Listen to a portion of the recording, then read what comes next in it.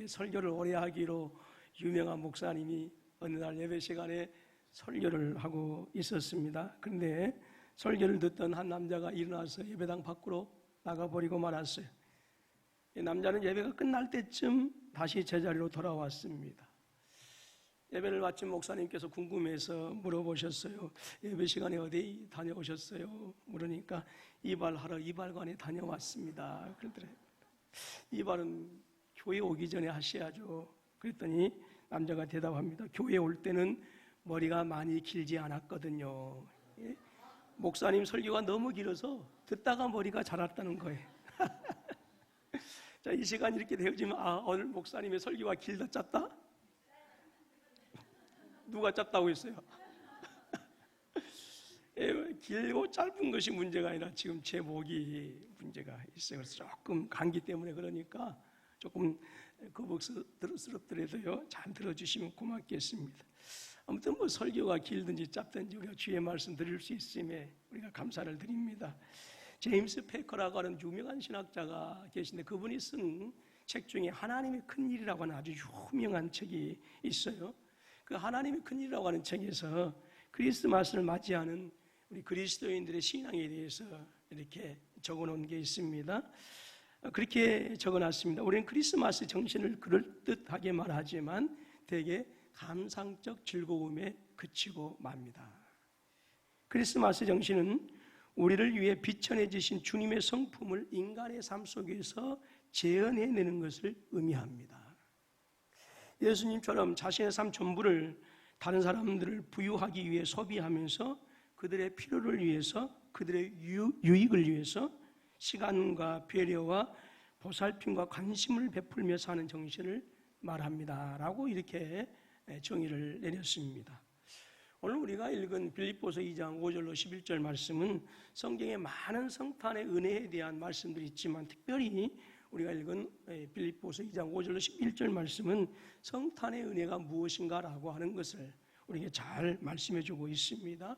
천국과 이 세상을 주관하신 하나님께서 거룩한 영광을 버리시고 우리의 죄를 위해서 십자가에 죽으심으로 우리의 종이 되셨다라고 하는 거예요. 지난주에는 본문의 말씀을 가지고 크리스마스의 은혜는 뭐라고 얘기했을까요? 뭐 그거 알면 기적이지. 비움, 폭이라고 얘기했어요. 그러면 뭐 다음 주에 또 해야 되겠죠. 내일 모레. 비움, 폭이다. 우리 예수님의 비움, 우리 예수님의 폭이가 우리에게 임한 크리스마스의 은혜다라고 말씀을 전했습니다. 이 시간에는 본문의 8절 말씀을 중심으로 해서 다시 한번 크리스마스의 은혜가 무엇인지를 한번 살펴보기를 원합니다. 본문의 8절에서 이렇게 말씀합니다. 사람의 모양으로 나타나사 자기를 낮추시고 죽기까지 복종하셨으니 곧 어디에 죽으심이라? 십자가에 죽으심이라. 본문에서 말씀하고 있는 우리 예수님의 은혜는 무엇일까요? 바로 낮아지심입니다. 하나님이신 예수님은 자기를 스스로 낮추셨어요. 이것을 가리켜서 흔히 신학적인 용어로 자기 비하라고 그렇게 얘기해요. 근데 이 자기 비하라고 하는 단어의 뉘앙스는 우리가 자주 얘기하는 겸손이라고 하는 단어보다 더 강한 뉘앙스를 우리에게 전해주고 있습니다. 하나님이신 예수님께서 사람으로 낮아지셨다라고 하는 거예요. 특히 사람 중에서도 가장 낮은 자가 되었습니다. 왕비의 몸에서 태어나셔도 시원찮을 예수님이십니다. 그런데 시골의 어린 소녀 마리아의 몸에 잉태되셨어요. 왕의 아들이라고 하더라도 시원치 않을 우리 예수님께서 낮고 천한 목수의 집안의 아들로 태어나셨습니다. 왕궁에 태어나서도 시원치 않을 우리 예수님께서 아주 천한 마국간의 구유 안에 누이시게 되어진 거예요. 그리고 머리 들 것도 없이 떠돌아다니셔야 했고 마지막에는 십자가의 사형의 틀에 달려서 아주 중한 죄인의 모습으로 돌아가셨습니다. 예수님이 하늘의 영광 자리에서 이 세상에 오신 것만 해도 어마어마한 낮아지심입니다. 그런데 이 세상에서도 더 이상 낮아질 수 없는 데까지 우리 예수님께서는 낮아지셔야 했어요. 자, 그러면 우리 예수님께서 이렇게 낮아지신 이유가 있을 것인데 그 이유가 무엇일까요? 성경은 우리에게 말씀해 주고 있는데 그것은 섬김을 위해서이다라고 하는 거예요. 무엇을 위해서? 섬김을 위해서. 마가복음 10장 35절로 45절의 말씀에 보게 되어지면 제자들은 그 높아짐에 대한 다툼이 있었던 것을 보게 되어집니다. 그런데 마가복음 10장에서뿐만 아니라 사복음서 전체를 보게 되어지면 제자들 가운데서 흔히 나타나고 있는 것은 예수님께서 이 세상의 왕이 되어지면 누가 좌정성되고 누가 우정성될 것이냐라고 하는 그 문제가 그들 안에는 항상 다툼의 요소가 되었던 것을 우리가 보게 되어집니다. 그때 주님께서 제자들에게 마가복음 10장 45절에서 그렇게 말씀하고 계세요. 인자가 온 것은 섬김을 받으려 함이 아니라 도리어 섬기려 하고 자기 목숨을 많은 사람의 대속물로 주려 함이니라 말씀하셨어요. 누가복음 22장 27절에도 말씀합니다. 앉아서 먹는 자가 크냐? 섬기는 자가 크냐? 앉아서 먹는 자가 아니냐? 그러나 나는 섬기는 자로 너희 중에 왔노라 라고 말씀하셨습니다. 여러분, 우리 예수님께서 낮아지신 목적이 뭐예요? 우리 예수님께서 겸손해진 목적이 뭐예요? 우리 예수님께서 더 이상 낮아질 수 없을 때까지 자기 자신이 비천한 자리까지 낮아지신 이유는 단 한 가지입니다. 섬기기 위해서. 오늘 본문의 6절에서 말씀합니다. 그는 하나님, 근본 하나님의 본체시라 말씀하셨어요.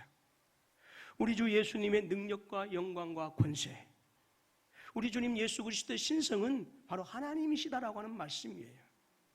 우리가 수요일 저녁에 계속해서 요한계시록을 강의하고 있습니다.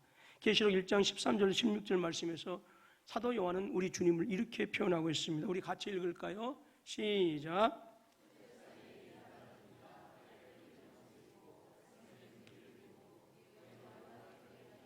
흰 양털 같고 눈 같으며 그의 눈은 불꽃 같고 그의 발은 풀무불에 단련한 빛난 주석 같고 그의 음성은 많은 물소리와 같으며 그의 오른손에 7별이 있고 그의 입에서 좌우에 날선검이 나오고 그 얼굴은 해가 힘있게 비치는 것 같더라. 이 말씀을 통해서 사도 요한이 당시 초대교회를 대표하는 7교회에 전해주고자 하는 메시지가 있습니다. 그 메시지는 바로 우리 주 예수 그리스도시는 모든 우주 만물을 창조하신 전능하신 하나님이시다. 역사의 주관자이시다. 모든 세상의 심판자이시다라고 하는 그런 메시지를 초대교회에게 전해주고자 한 것입니다. 당시 로마의 황제가 도미티아누스라고 하는 그런 황제였어요. 아주 잔인한 황제였습니다. 자신을 신으로 섬기라라고 하는 이 황제 숭배 신앙을 로마 전 지역으로 확장시켰던 이 사람이었고 거기에 절하지 아니하면 잔인하게 죽였던 사람이 이 도미티아누스 황제입니다. 이러한 시대적인 상황에서 사도 요한은 예수 그리스도를 13절 16절의 말씀을 통해서 바로 우리 주님이야말로 세상의 임금과는 감히 비교할 수 없는 영광과 신성을 가지신 참 하나님이시다라고 하는 메시지를 초대교회 7교회에게 전해주고 있는 것입니다. 17절 말씀에서도 그렇게 말씀합니다. 두려워하지 말라. 나는 처음과 마지막이다라고 합니다. 그렇습니다. 여러분, 우리 주 예수 그리스도는 영광의 하나님이십니다. 천사들이라 할지라도 감히 마주할 수 없는 영광의 하나님이 바로 예수 그리스도, 나의 구주, 나의 하나님이시다라고 하는 거예요. 이사야 선지자는 그 하나님의 영광에 대해서 이렇게 말씀하고 있는데요. 자, 이사야서 6장 1절로 3절 말씀입니다. 시작. 우시야 왕이 죽던 해에 내가 본즉 주께서 높이 들린 보좌에 앉으셨는데 그의 옷자락은 성전에 가득하였고 서랍들이 모시고 섰는데 각기 6날개가 있어 그 둘로는 자기의 얼굴을 가리었고 그 둘로는 자기의 발을 가리었고 그 둘로는 날며 서로 불러 이르되 거룩하다 거룩하다 거룩하다 만군의 여호와여 그의 영광이 온 땅에 충만하도다 하더라 그랬어요. 여러분, 천사가 6날개를 가지고 있어요. 2날개는 하늘을 날고 있어요. 근데 2날개는 자신들의 얼굴을 가립니다. 그리고 2날개는 자신들의 발을 가리고 있어요. 천사는 영적인 존재입니다. 죄가 없는 존재입니다. 그럼에도 불구하고 그 영광스러운 하나님을 감히 마주대할 수 없기 때문에 자신들의 날개로 얼굴을 가리고 있고 자기의 발들을 감히 하나님 앞에서 보일 수가 없는 부끄러움이기 때문에 그 발을 가리고 있는 거예요. 여러분, 그런데 이 놀라우신 영광의 하나님께서 지극히 낮아지신 은혜가 바로 크리스마스의 은혜이다라고 하는 거예요. 크리스마스가 때가 되어지면 아이들이 연극을 많이 하죠. 그 연극하는 장면을 우리가 보게 되어져 많이 우리가 보았던 장면이 아기를 낳기 위해서 베들레헴에 갔는데 호적하러 베들레헴에 갔는데 임신했어요, 마리아가. 근데 아기가 금방 나옵니다. 근데 이 집을 두드리고 저 집을 두드려도 누울 방이 없는, 그래서 어쩔 수 없이 마국간에 가게 되어지죠. 그 마국간에서 이제 아이를 낳게 되어지는 그 성공을 보면서 어떤 분들은 은혜를 받고 어떤 분들은 눈물을 흘리게 되어집니다. 그런데 유다의 지역은 석회암으로 되어 있습니다. 그래서 자연적으로 지하 동굴이 아주 많이 있고요. 그리고 유다인들은 그 동굴 위에 집을 쌓아서 거기서 그렇게 살았어요. 즉 우리 예수님께서 마국간에서 나으셨다라고 하는 그것은 마국간이 이야기의 중심이 아니라 우리 예수님께서 가장 낮은 자리, 그 자리에 오셨다라고 하는 것을 말씀해주고 있는 거예요. 여러분, 우리 주님은 사람의 몸을 입고 이 땅에 오셨습니다. 그뿐만이 아닙니다. 흠도 티도 없으신 완전하신 의를 가지신 예수 그리스도께서 저주의 십자가를 져야 하는 죄인의 신분으로까지 낮아지셨어요. 그 낮아짐으로 인해서 오늘 저와 여러분들은 바로 하나님의 자녀된 놀라운 권세를 지닌 신분으로 높아지게 되어진 줄로 믿습니다. 사람으로 몸을 입고 이 땅에 오신 그 크리스마스 은혜는 바로 그 낮아짐의 시작이다라고 하는 거예요. 만약 우리 주님께서 저와 여러분들을 위하여 낮아지지 않으셨다고 한다면 우리는 여전히 사망과 죽음과 권세 아래서 저주받은 자로, 그리고 사망과 죽음의 노예로 살아갈 수밖에 없었습니다. 그러므로 진정한 크리스마스의 은혜가 무엇입니까? 낮아지는 거예요. 우리를 위하여 낮아지신 주님께서 또한 저와 여러분들에게도 낮아지기를 원하고 계십니다. 낮아지는 것, 주님의 은혜를 입은 성도, 하나님의 사람으로 부르심을 모든 성도들은 너무나도 마땅한 삶의 자세요, 너무나도 마땅한 삶의 태도이다라고 하는 거예요.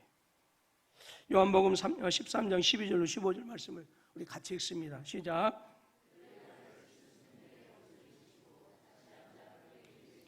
내가 너희에게 행한 것을 너희가 아느냐? 너희가 나를 선생이라 또는 주라 하니 너희 말이 옳도다. 내가 그러하다. 내가 주와 또는 선생이 되어 너희 발을 씻었으니 너희도 서로 발을 씻어주는 것이 옳으니라. 내가 너희에게 행한 것 같이 너희도 행하게 하려 하여 본을 보였노라. 발을 씻어주는 것은 종들이 하는 일입니다. 근데 주님께서 종들이 하는 그 일을 보이신 것은 우리도 주님을 본받아서 종들과 같이 서로의 발을 씻어주고 서로를 섬길 수 있도록 하라라고 하는 거예요. 여러분, 하나님께서 이스라엘 백성들을 애굽에서 탈출시키셨어요. 가나안 땅에 들어가게 하는 것은 2주간이면 넉넉한 거리입니다. 그런데 그 땅에서 몇 년간 헤매었습니까? 40년을 방황하게 하셨습니다. 그것은 분명한 목적이 있어요. 바로 이스라엘 백성들을 철저하게 낮아지도록 하기 위해서였어요. 신명기 8장 2절에서 말씀합니다. 내 하나님 여호와께서 이 40년 동안에 내게 광야길을 걷게 하신 것을 기억하라. 이는 너를 낮추시며 너를 시험하사 내 마음이 어떠한지 그 명령을 지키는지 지키지 않는지 알려 하심이라 말씀합니다. 여러분, 이스라엘 백성들이 40년 동안 생활했던 광야는요, 그야말로 고난의 길입니다. 요르단의 와디럼이라고 하는 기가 막힌 사막 지역이 있습니다. 거기서 그 얼마 전에 인기 있었던 마션이라고 하는 영화도 촬영을 했는데요, 붉은 사막이라고 그래요.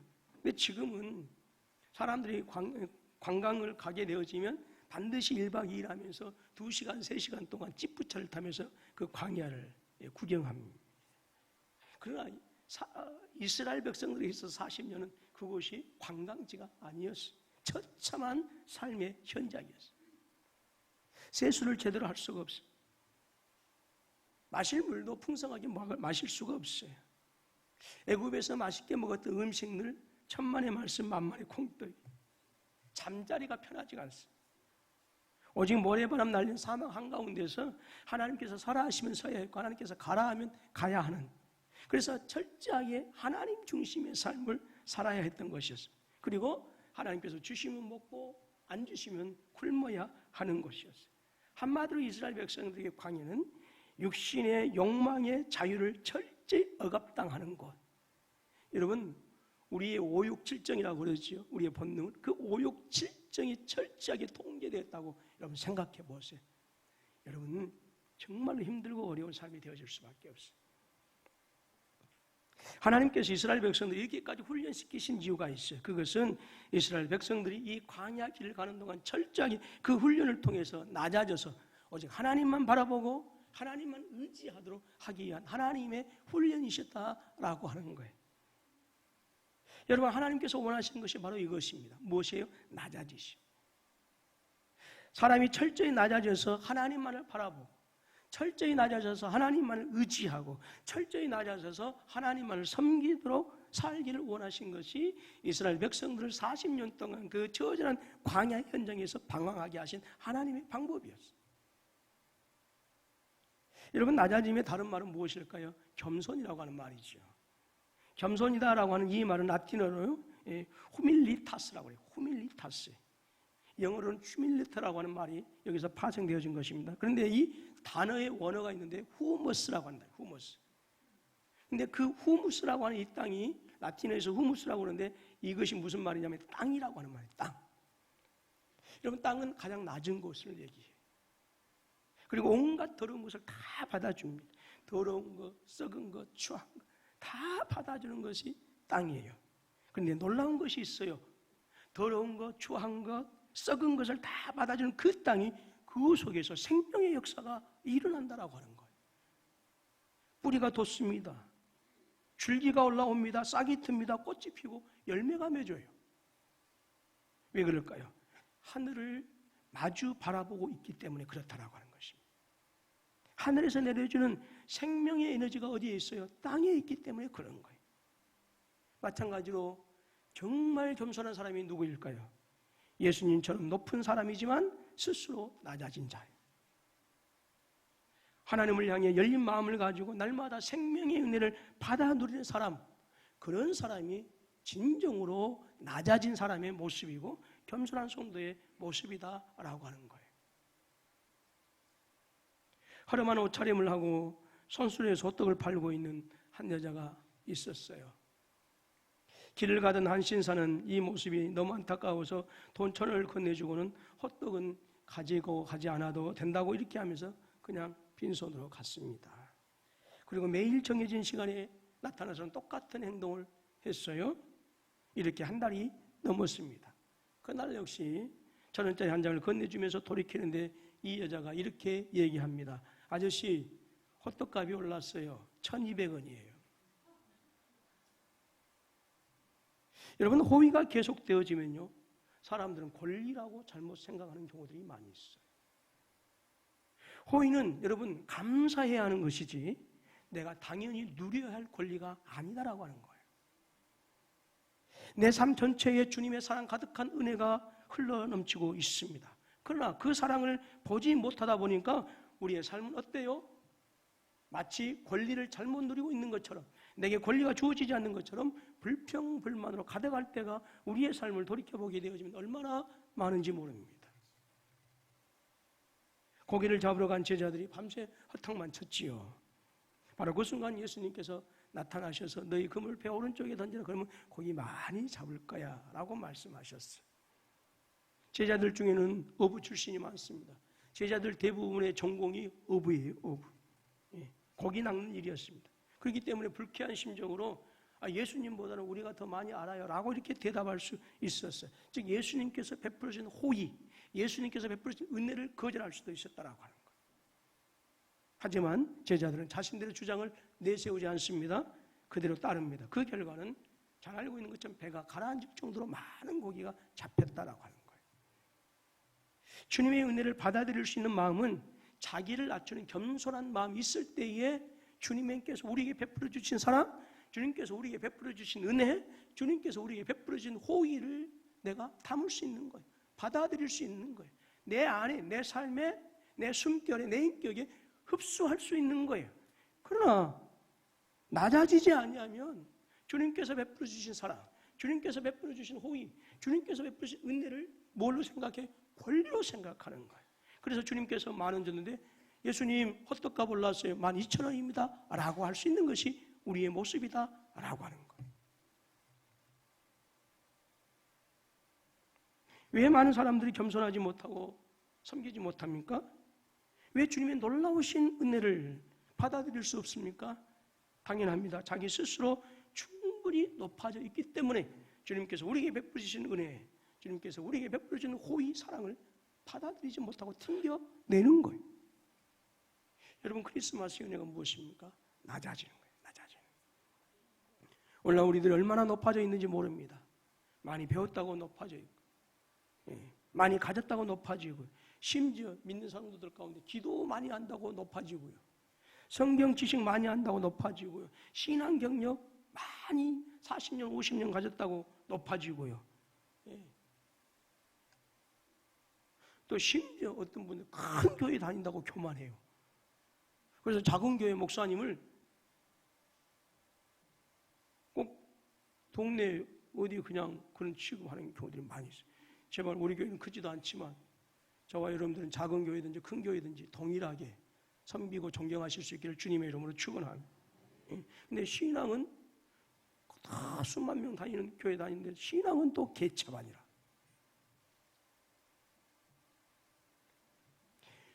얼마나 교만할 게 없으면 큰 교회 다닌다고 교만하고 있어.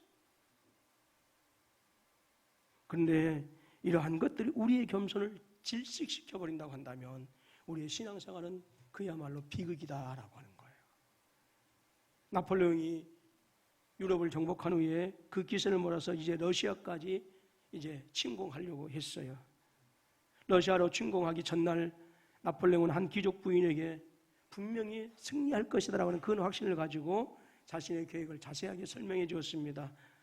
한참 듣고 있던 부인이 마지막하게 이렇게 얘기합니다. 인간이 계획하지만 그 일을 이루신 분은 하나님이십니다. 그러니까 이 나폴레옹 황제는 껄껄 웃으면서 그렇게 얘기합니다. 부인, 모든 것은 제가 계획하고 제가 이룰 것입니다. 거만하게 얘기합니다. 그러나 여러분, 몇 달 후에 나폴레옹은 러시아로 침공했다가 대패하게 되어지죠. 그리고 1814년에 패퇴하게 되어지고 퇴위하게 되어지고 엘바섬이라고 하는 아프리카 참 멀리 떨어지는 그 엘바섬이라고 하는 곳에 유배되고 말았어. 여러분, 우리의 높음을 가지고 겸손하게 섬기면 거기에 놀라운 변화들이 생기게 되어 있어요. 인간관계에 있어서도 놀라운 변화가 생겨집니다. 가정이 달라집니다. 우리 주변의 이웃들이 달라지게 되어 있어요. 그리고 우리를 통해서 예수 그리스도의 복음이 아름답게 확산되어질 줄로 믿습니다. 저와 여러분들은 섬겨야 되는 이유가 있어요. 왜냐하면 우리는 그리스도의 편지이고 예수 그리스도의 향기가 우리의 삶을 통해서 나타나기 때문에 당연히 낮아져야 된다라고 하는 거예요. 자, 고린도전서 9장 19절 22절 말씀을 같이 읽습니다. 시작. 자유로우나 스스로 모든 사람에게 종이 된 것은 더 많은 사람을 얻고 유대인들에게 내가 유대인과 같이 된 것은 유대인들을 얻고자 하며 율법 아래 있는 자들에게는 내가 율법 아래 있지 아니하나 율법 아래 있는 자 같이 된 것은 율법 아래 있는 자들을 얻고자 하며 율법 없는 자에게는 내가 하나님께 율법 없는 자가 아니요 도리어 그리스도의 율법 아래 있는 자이나 율법 없는 자와 같이 된 것은 약한 자들에게 내가 약한 자와 같이 된 것은 약한 자들을 얻고자 하며 내가 여러 사람에게 여러 모습이 된 것은 아무쪼록 몇 사람이라도 구원하고자 함이니. 이 말씀은 사도 바울이 정말 탁월한 신학자요, 탁월한 성경학자였지만 율법학자였지만 그럼에도 불구하고 어떤 때는 이방인처럼 그보다 더 못하게 자신의 삶을 낮추었던 것은 몇 사람이라도 구원하고자 하는 복음 전파의 이유였다라고 하는 거죠. 저와 여러분들도 당연합니다. 여러분들이 많은 것을 가지고 있을지라도 세상에 자랑할 만한 것이 있을지라도 그것을 사람 앞에 내서서 높아지고 다른 사람을 무시하고 경멸하게 되어진다면 오히려 그것은 하나님 앞에 조죽거리가 되어져. 우리의 높아짐을 통해서 낮아지게, 그래서 우리의 주변을 섬기게 되어지면 내 삶이, 내 가정이, 내 이웃이 당연히 변화되어진다라고 하는 거죠. 그러므로 저와 여러분들도 마치 땅처럼 하나님의 은혜를 체험하고 그 은혜로 모든 사람들을 받아주고 섬기는 그런 은혜가, 진정한 크리스마스의 낮아지심의 은혜가 삶이 저와 여러분 가운데 가득하실 수 있기를 주님의 이름으로 축원합니다. 그것이 곧 낮아지는 자의 모습이고요. 그 모습은 바로 우리 주님 예수 그리스도의 모습이고 그것이야말로 크리스마스의 은혜이다라고 하는 거예요. 여러분, 크리스마스의 은혜는 낮아지는 것, 겸손이에요. 마지막으로 베드로전서 5장 5절로 6절 말씀을 읽으면서 말씀을 마무리합니다. 시작. 젊은 자들아 이와 같이 장로들에게 순종하고 다 서로 겸손으로 허리를 동이라. 하나님은 교만한 자를 대적하시되 겸손한 자들에게는 은혜를 주시느니라. 그러므로 하나님의 능하신 손 안에서 겸손하라. 때가 되면 너희를 높이시리라.